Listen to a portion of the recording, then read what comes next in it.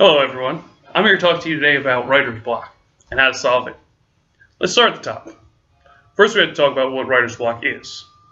Writer's block is simply your brain blocking creativity.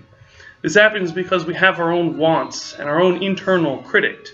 The fact that our brain is criticizing us is why writer's block happens.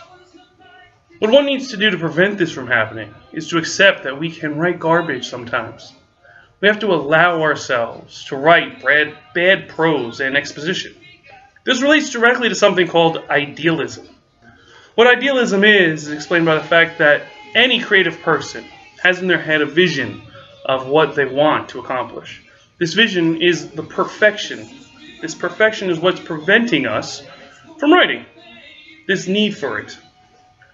So then what can we do to prevent ourselves from having this? Well, we have to allow ourselves to write bad.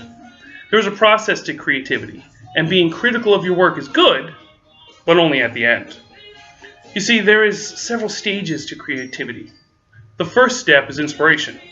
This is where you have the vision in your head of something that you want to create, a story or a particular picture of some sort. Okay? Next, there is a muse, who feeds off the inspiration to help you develop your idea from an amoeba to a more fully fleshed out idea. Next, there is work, and this is when you actually sit down and turn all of your ideas into something tangible. This is the hardest part. You actually have to create something, and this is usually where writer's block happens, because you want it to be its finished product first, but you can't allow it to do that. What you have to do is allow yourself to write garbage first. Then, moving forward, of course, you then introduce the critic.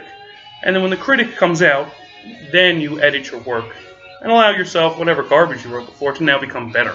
Second combing over of it.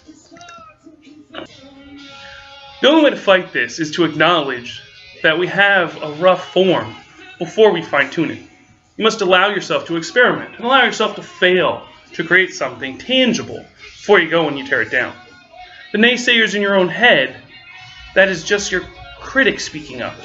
But much too early in the process. One must learn to allow themselves to fail so that they can rise from this terrible exposition and prose that they have written before to your New York Times bestseller. Never forget, the phoenix rises from the ashes.